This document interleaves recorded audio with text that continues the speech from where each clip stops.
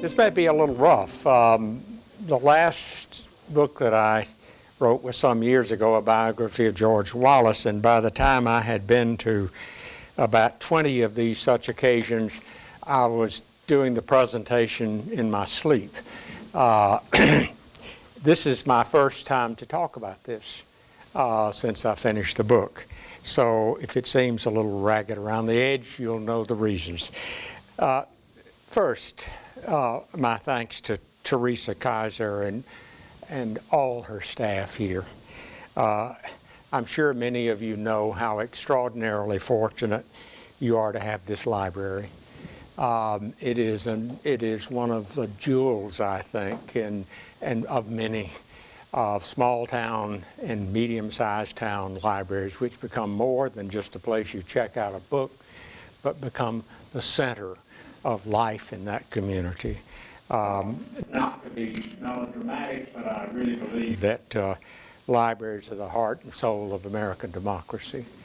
And when they are attacked, as tragically they have been more recently, they need, and I'm sure they will have, your support. I can't name everyone I see here. I see friends who answered the call and were helpful. Gary Sprayberry, who gave me a great deal of material from his research on his history of the county. Teresa Shadricks, who I think is here with some of her students, and who valiantly answered the call whenever I said, desperately, I need this deed from the courthouse or whatever, and I don't want to drive all the way from North Carolina. She was ready to do it.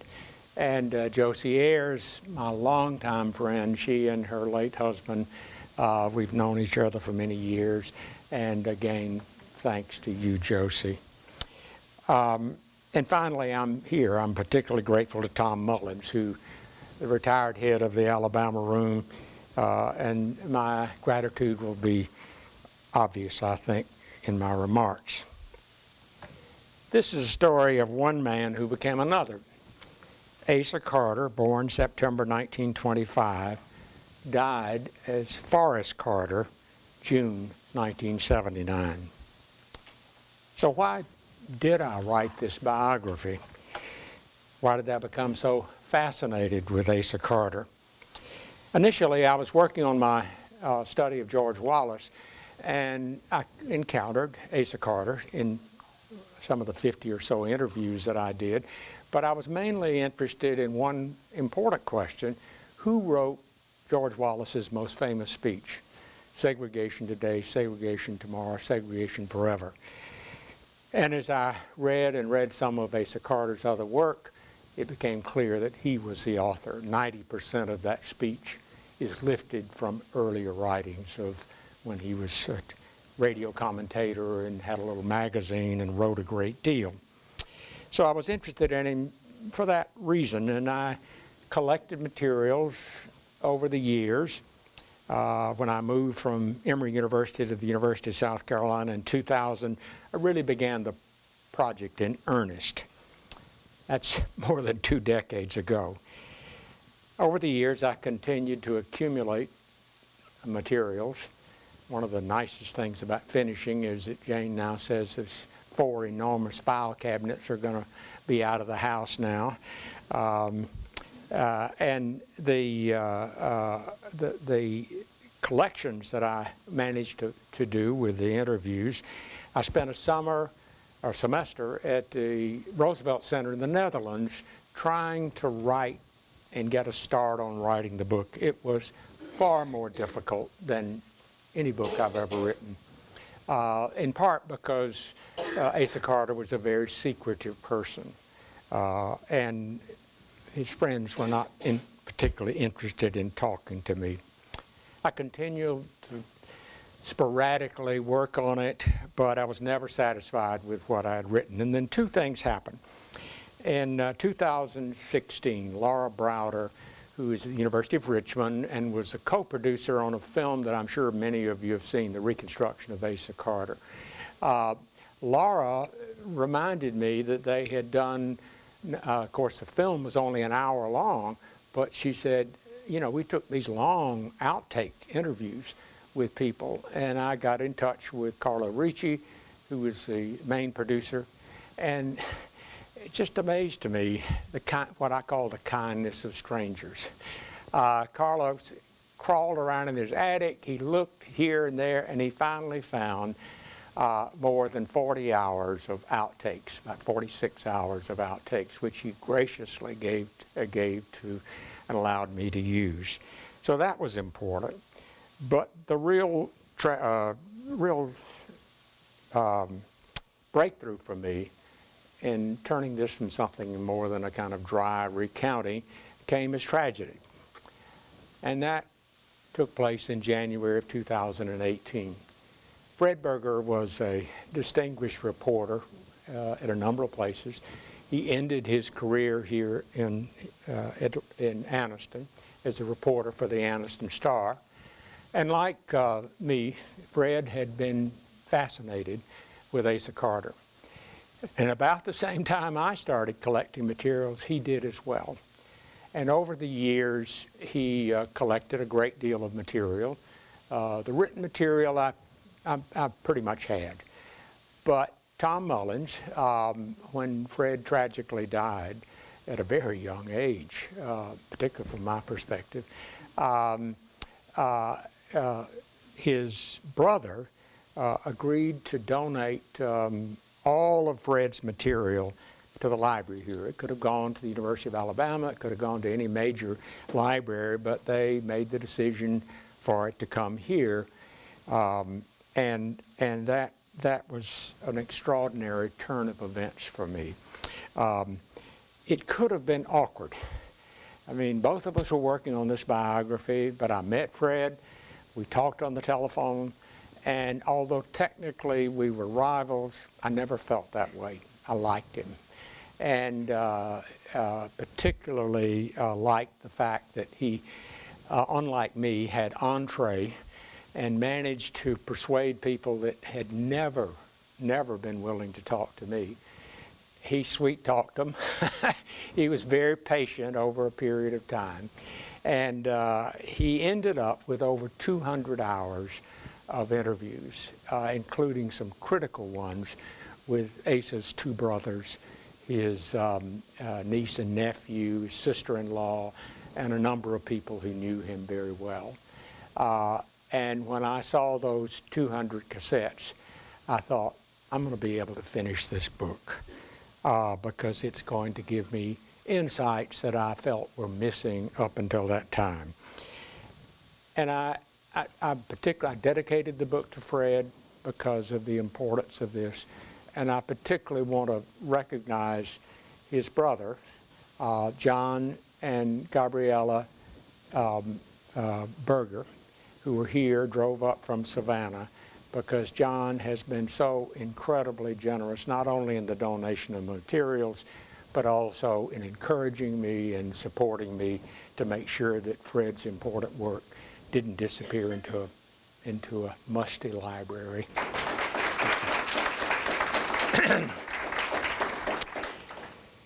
Okay, as I said, these materials, for the first time, made it possible, I think, for me to get a different, more personal kind of insight into him. So who is Asa Carter? Well, you've got all afternoon, don't you? I'm going to give you a very, very quick run-through here of his life. For the benefit, some of you will be familiar with the outlines of his story.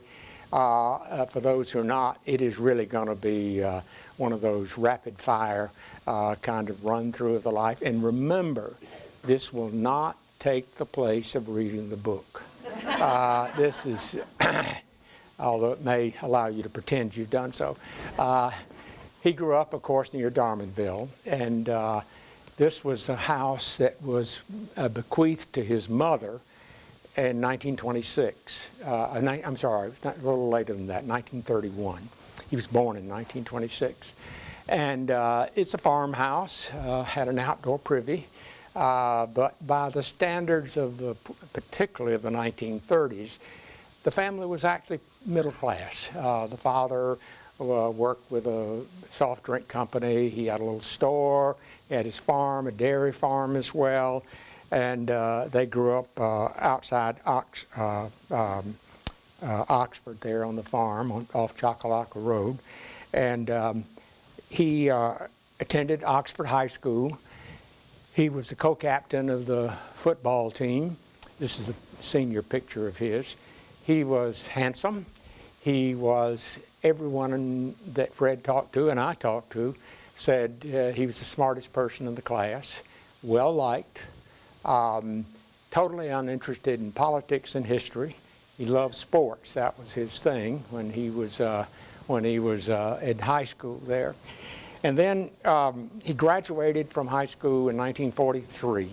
And like every young man, he was then facing induction into the service. And instead, because of his outstanding academic career and his leadership, he was one of a handful of high school students who were chosen, or high school graduates who were chosen to attend Naval Officer Training School, which in this case was down in Mississippi.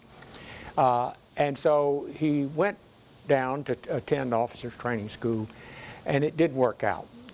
He simply did not have the background. Most of the other students there were college graduates. The math is what really killed him, and he flunked out. He's brilliant, but he couldn't make up for that. He ended up being a seaman third class, and was aboard a transport ship during World War II. He saw action in the Pacific, particularly Okinawa.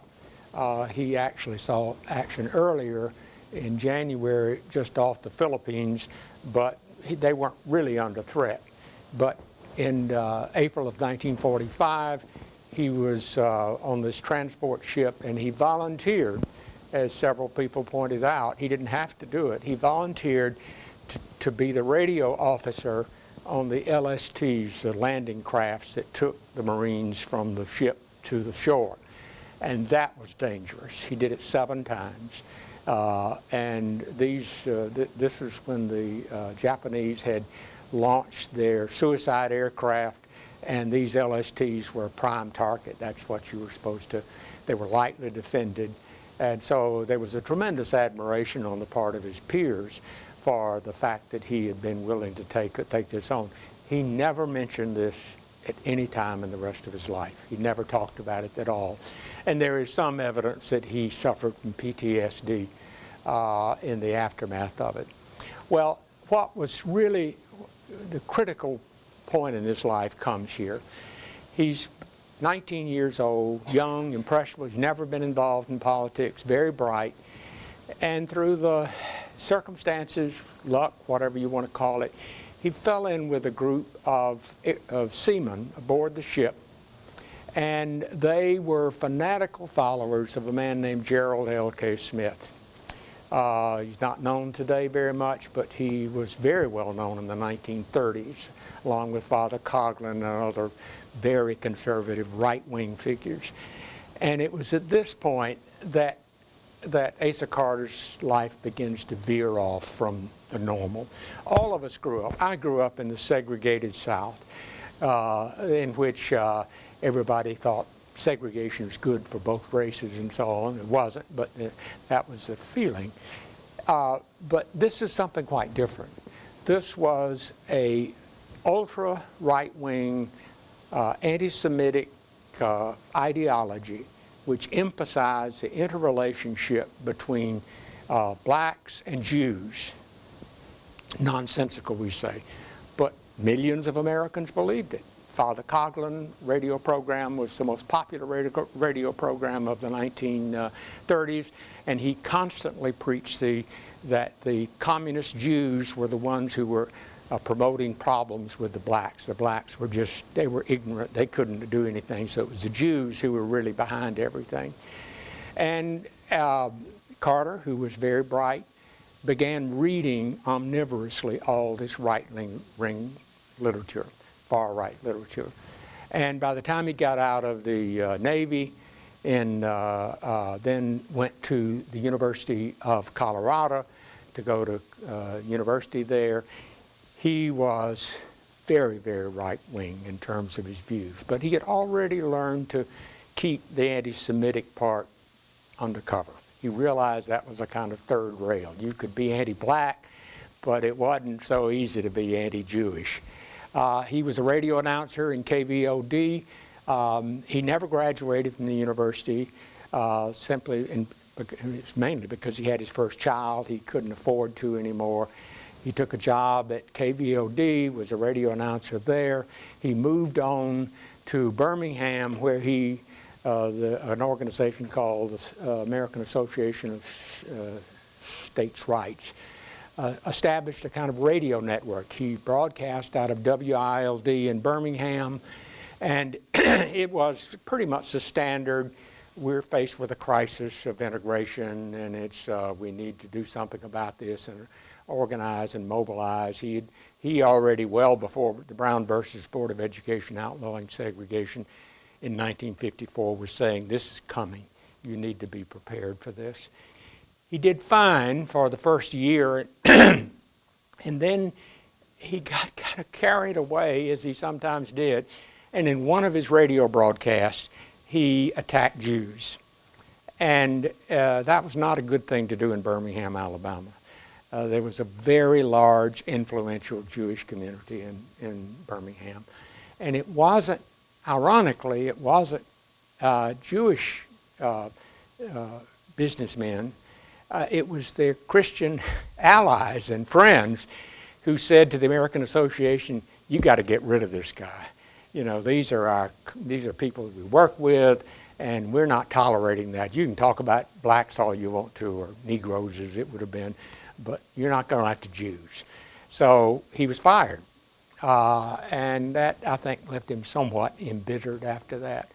And then he was named the director of the North Alabama Division of White Citizens Council. But secretly, and you have to read the book to find out why this is so important, he had become convinced that you had to operate on two different levels. The respectable level was the, I'm sorry, I'm stepping out of your field of vision here, I'll bet.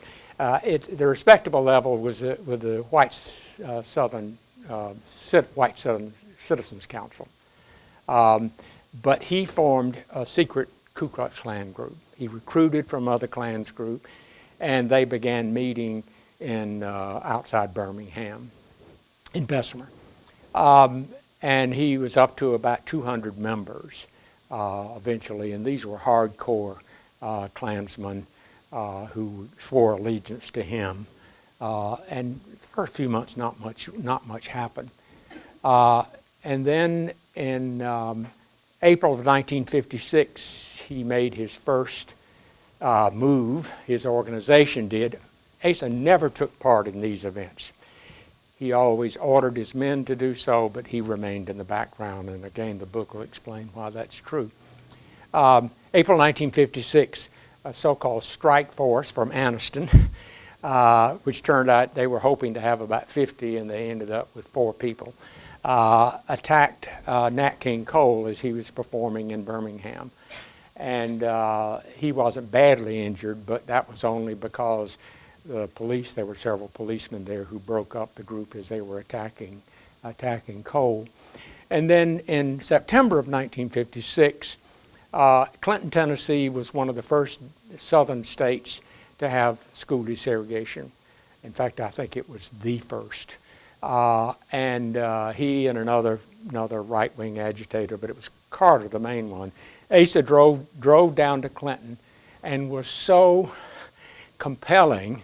He was a great orator, so compelling that at the end of his speech, the 700, 800 people who were there stormed into the middle of town, started a riot, and it's the main north-south route coming down from Chicago, and a number of black families simply driving through town. Their cars were attacked, the windows were broken out, and it was a full riot. They had to bring in first the Tennessee State Patrol, and then eventually the National Guard before it was all over. And ultimately, excuse me, it ended when when made a massive dynamite explosion, blew up the high school there in Clinton, Tennessee. Okay, so he's at his high point in some ways by this time. He's on, some of you may be old enough to remember before television was so ubiquitous, but at the movies, at the end, beginning before every show, there was something called Fox Movie Tone News, in which the sort of news of the week would be broadcast in the theaters. It was like you'd have on the news tonight. Well, he appeared 13 times in 1955 and 1956. He was interviewed by the New York Times, by the New York Herald Tribune, and although he's mostly forgotten today, he was considered to be a kind of major figure in the white resistance movement in 1956. 1957, it begins to fall apart. First of all, as is often the case in the Klan, an argument about finances broke out, and he had about 100 men at one of his meetings there in a theater in Bessemer, which he had rented out, and a gunfight broke out. 2 were wounded, and his Klan dissolved. He was indicted. Nothing was ever done, as was always the case with him. The case was eventually dropped, and nothing happened with it.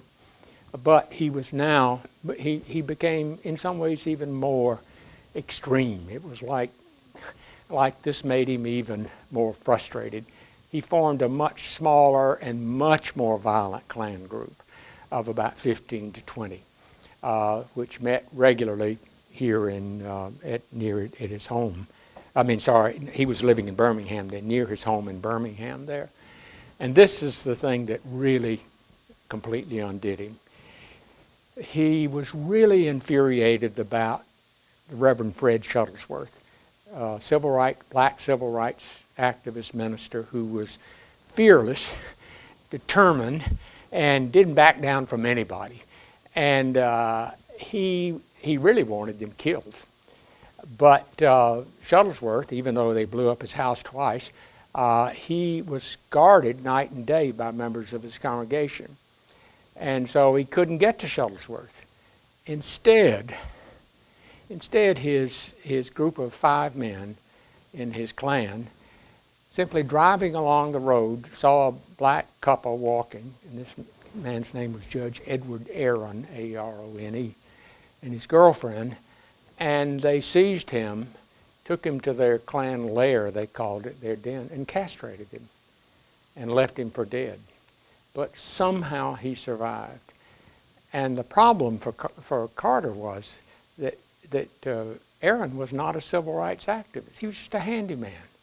He hadn't been involved in civil rights activities, and it became a way of white Southerners to say, we're really not like this. And so as a result, all 5 of his friends were given long prison sentences. And even though he was never indicted, because none of the Klansmen would implicate him, he was really, his name came up day after day in the trial, and everyone knew that he was involved in the whole thing. So he goes into a kind of eclipse at that point. Disappears, particularly now a week after the Aaron castration, they did attack Fred Shuttlesworth when he tried to integrate Phillips High School, and he was badly beaten, but nobody objected to that.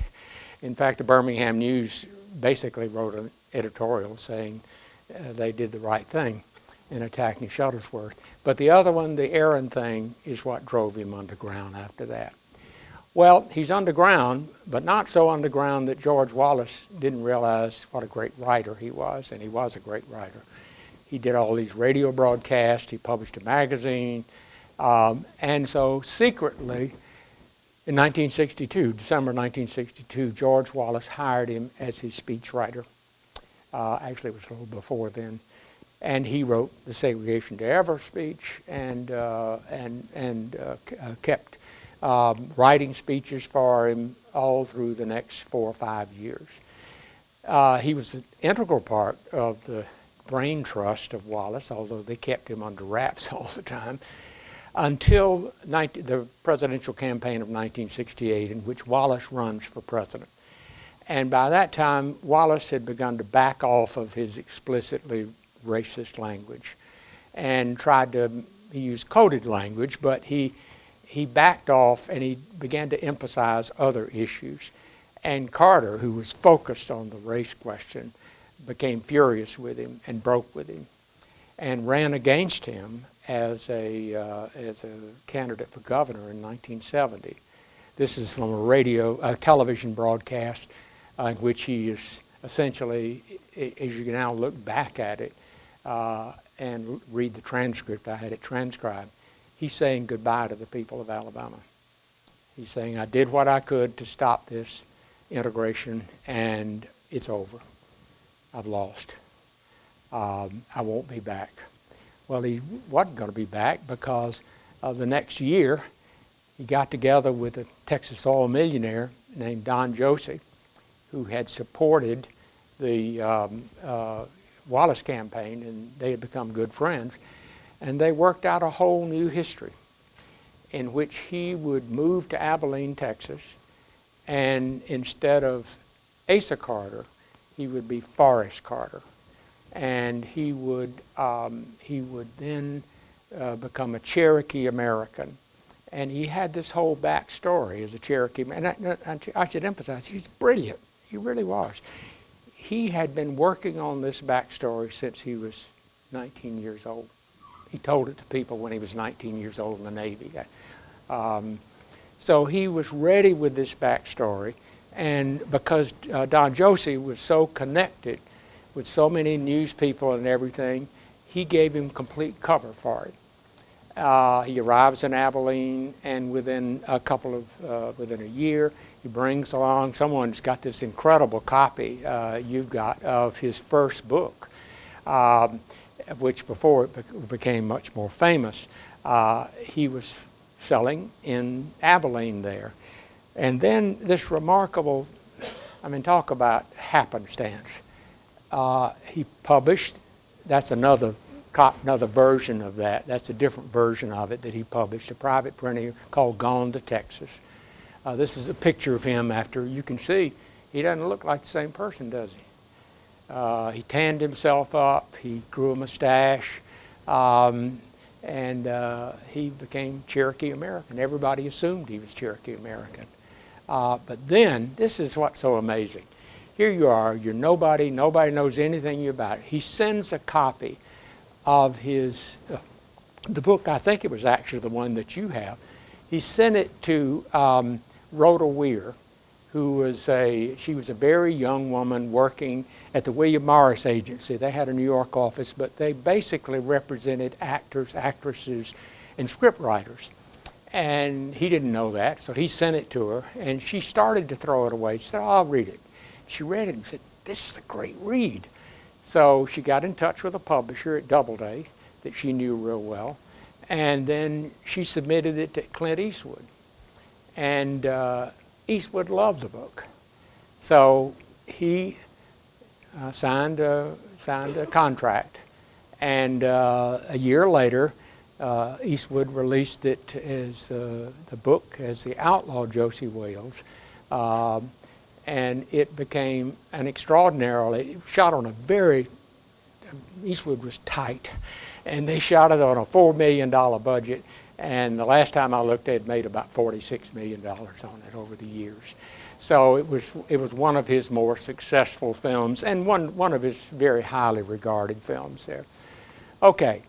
Over the next, between 1971 and 1978, he published The Vengeance Trail of Josey Wales, which didn't do so well. And Watch for Me on the Mountain, it's a novel of Geronimo, and it is, by the estimates of most critics, and my estimate, it's the best book he ever wrote. It's an extraordinarily powerful book, and his best writing, most interesting to me, and yet it was a failure. And part of the reason it was a failure was by this time, Carter was convinced that the real money was to be made in Hollywood. And he was negotiating with all these people about doing a film of that book or of another book that he had coming out called The Educational Little Tree. And he didn't do the kind of promotion he did for his first book at all. And so that book came out, and again, it goes to show how certain books are important depending on when they're being published. And it just fell flat. Sold 6,000 copies. That was it. Forgotten. Went out of print very quickly. So then in 1979, he died in Abilene, Texas, under mysterious circumstances. A police investigation was sealed. If you read the book, you'll find out that I managed to get access to it, but you have to read the book to find out what happened. So, okay. Now, he sort of, he was well known at the time there, but then he kind of disappears. And then it was republished in 1989. And by this time, as his original agent said, Indians were hot. Everybody, if you're looking for multicultural things for young people, and it was really written for young people, it's a great book. It's a book about an Indian growing up, Indian boy. And so it was republished, and by September of 1991, it was #1 on the New York Times, had sold over 300,000 copies. They had ordered another 200. It eventually sold 1.5 million. That was 2 or 3 years ago. 1.5 million copies. And then there was The Grinch Who Stole Christmas. Jane was the one. When she saw it on the New York Times bestseller list, she said, you know who he is. This story about it being a true story, you know it's not a true story. So finally, as I always should do when I listen to Jane, I said, okay, well, I'll see what I can do. So I contacted the folks at the New York Times, and at first they thought, you're crazy, this can't be true. So I sent them enough documents to convince them. And in October of 1991, I did an op-ed piece for the New York Times describing the true background. And it was a big news for about, you're famous these days for 30 seconds. In this case, it lasted a whole week, I think, there. And then it continued to sell. It's proof that there's no such thing as bad publicity. It is only publicity. And the book is still being used today, although they no longer describe it as a true story. True story. And he was buried, of course, at Darmanville Methodist Church. Originally, the tombstone said Forrest Carter, but in 1880s he was changed to Asa Carter, and it's there today. Okay, so my time is just about up, but the question, of course, is despite, I hope I've made it at least moderately interesting, it's not like George Wallace. He's not a major figure, and it's not a pleasant story. It's not a happy story, but it's one that resonates with me. I'm 14 years younger than Asa Carter. I grew up very much like him, farm boy. We had dairy cattle, tobacco farm in eastern South Carolina. My world was little changed from his in the 1940s and the early 1950s.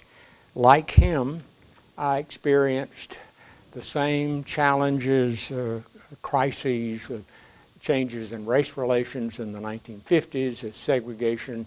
There was this great struggle over ending segregation in the South, and yet I took an entirely different path. In some ways, I wanted to know how this went wrong. How somebody who was so brilliant, so well-liked, and well-liked, I mean, one of the most interesting interviews that Fred did was with a black playmate of his who said, I got razzing sometime, but Bud, they called him Bud. Bud never said anything to me because I was black. So something really strange happened in his very young age. And I wanted to find out what that was. Still, I can understand why we might want to put it behind us. It's a painful story. It's painful to me. I grew up in the South.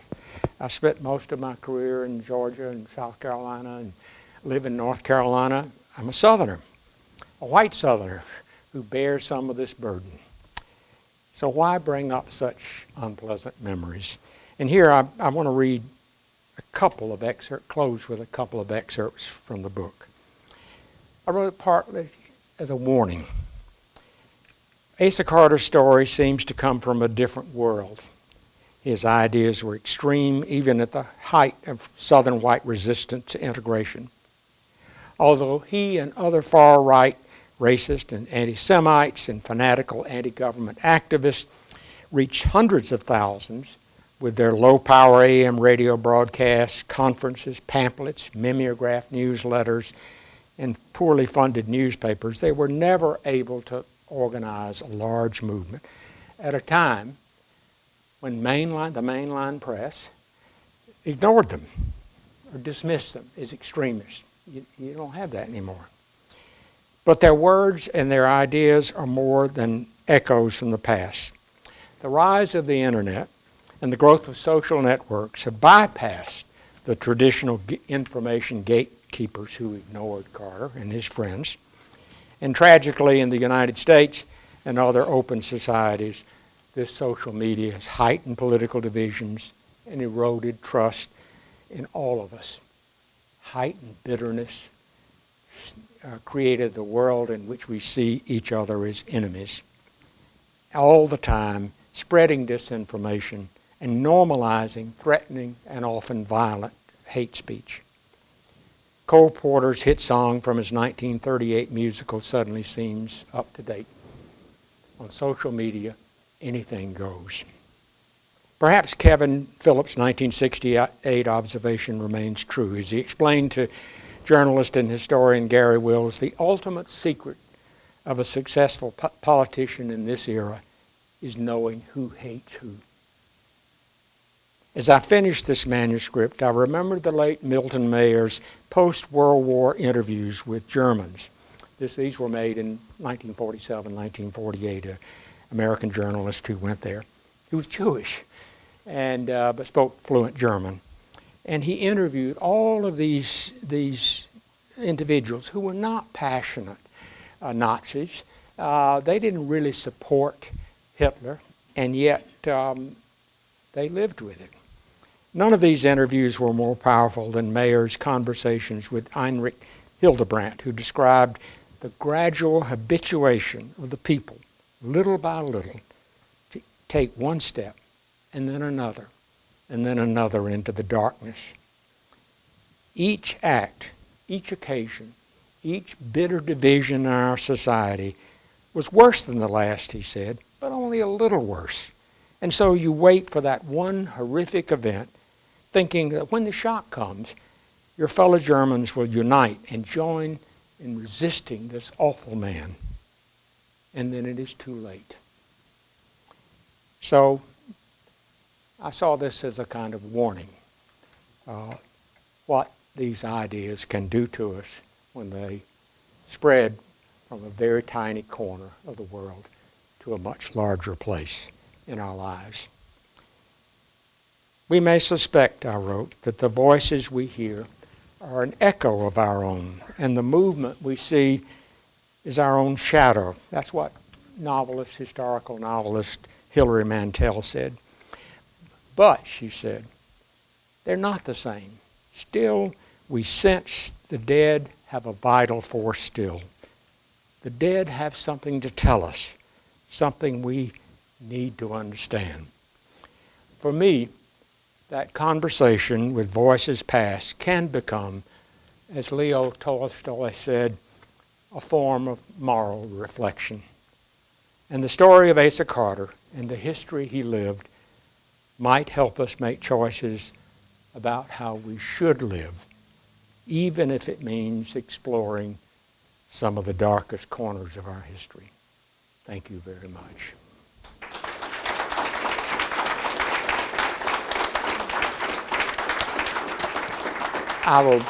Sorry I went on. I was going to stop, but I positioned myself so that I couldn't see Jane because she would be giving me this right there.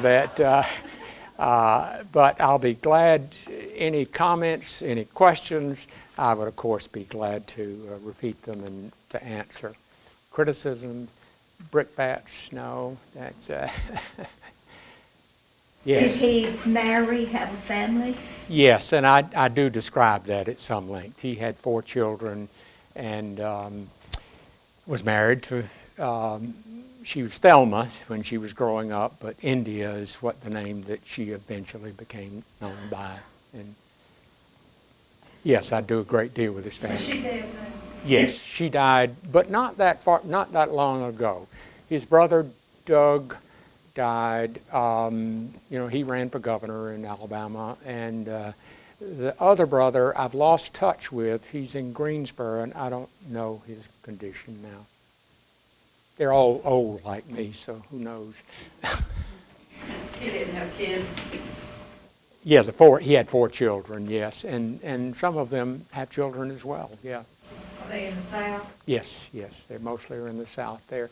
And the family did not, Fred was so persuasive. He was able to persuade Doug, and to some extent, and Larry particularly, who they became very good friends, to talk honestly and openly, painfully. A lot of it was very painful. But other members of the family, it's just, I can understand that. That you don't want to bring all this up. I contacted every single person, and no one would talk to me. Do you think perhaps that your book may be placed on the banned book list? Since it appears to be so fruitful. No, it doesn't have enough sex in it. Yes. When he was brought back from Texas, I'm assuming in a casket, they had a closed casket at the Arminville church. Nobody saw it. Does that mean that they beat him up pretty bad, or? Not that bad. It was open briefly because his. Well, that was just for the family, though. Yeah, only for the family. That's exactly right. His mother, India, did not want it to be opened at all, and his mother insisted, and it was opened up for the family. And he did have some bruises, but the funeral home had partly cosmetic. It was pretty much taken care of there. I think there. Yeah. Was there ever an acknowledgment from George Wallace that he knew Asa Carter? Quite the contrary. When I wrote him and asked if I could talk to him about Asa, he never replied. And when Fred wrote him, he didn't reply. For some reason, there was a professor in Abilene at a university there who wrote him, and Wallace replied. And he said, I never knew Asa Carter at all.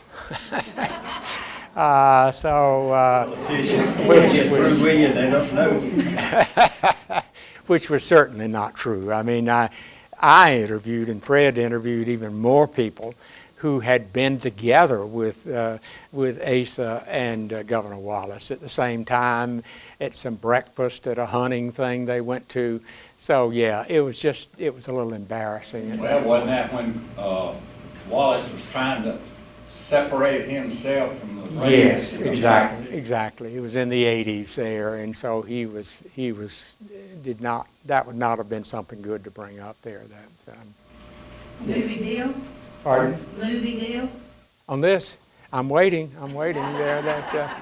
Well, this library has a first edition copy of the education of the book.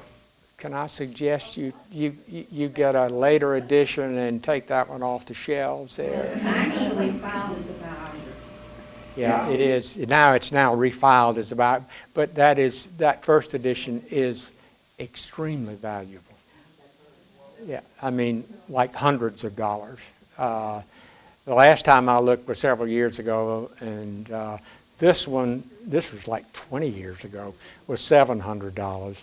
That one was $500 3 years ago, 4 or 6. So, just, Teresa, remember that. Yeah, I know who hasn't checked out now. We'll make note of it. Okay. Yes. A real good friend of his told me that he had been out in the nations writing another book, and he secretly came back to the Anniston area. And that is, my friend told me this. He said he stunk so bad that where he had a place of business, they had to get outside because he had just gotten back into town. Do you know anything about that material that he was writing? Yeah, I do know a little bit about it. He actually what he was writing was he was trying to write screenplays to convince Hollywood producers to do a television series. The problem was, I don't want to give too much away here in the book, but the problem was he had become an alcoholic. He had always had a problem with alcohol. And by 2 years before the end of his life, he had periods certainly when he was sober, but whereas he had problems with alcohol, he would often dry out for long periods of time. But at the very end, one of his few real friends in Texas said, the last year, I don't think I ever saw him sober. And so what I was told, again, this was by the agent, was that he sent scraps of it to her, but unlike his earlier writing, which was quite good, that it was of no use whatsoever. Yeah. That's interesting that somebody had talked about that. Yeah. How did you get interested in this? Was it a course at school, a college course, a book you read? No, it was because of the Wallace biography. When I interviewed people around Wallace, they were the ones that told me about Asa Carter. And also, I mentioned it in the book because one of Wallace's closest aides, who was, pardon my language, I'll use the abbreviation, he was Wallace's SOB. And at that time, he was mean as a snake, said I was mean as a snake. And he said, I wasn't scared of anybody except Asa Carter, he said.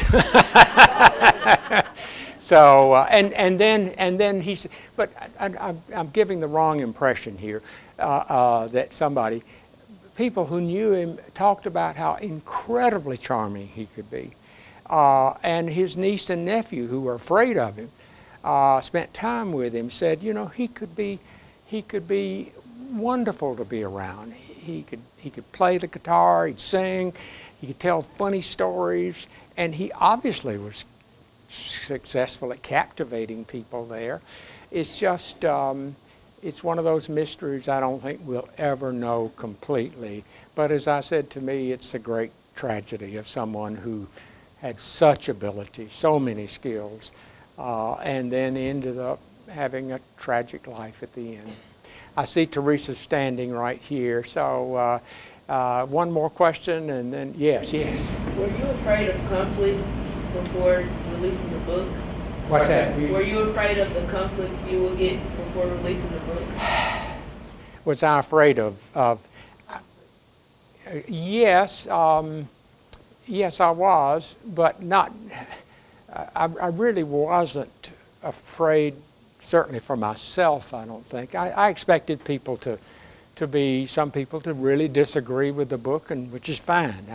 I love disagreements. That's what I spent 40 years doing, disagreeing. I had all liberal students at Emory, so I played right-wing conservative to get them to aggravate them, and I got to South Carolina, and they were all conservative, and then I played flaming liberal, you know, to get them to stop thinking the way you've been thinking all the time there. But no, the only time that I was really uneasy was when I did, and I do describe it very briefly, I did go in 1991, the summer of 1991, I went to, because I didn't have much information on Carter, and I went out to Choccolocco Road trying to find his house, and it was not a pleasant experience. I mean, people are Southerners are about as welcome as you can be, particularly if you got a Southern accent and you're white, and you're talking to white folks, they just take you in, you know, they trust you. But not when I mentioned Asa Carter, and it made me realize how divisive a force he was, even within his community. I mean, there were people who were passionate supporters and others who were not. And I was threatened on one occasion, but fortunately I was young and could run fast. So thank you so much there. That's,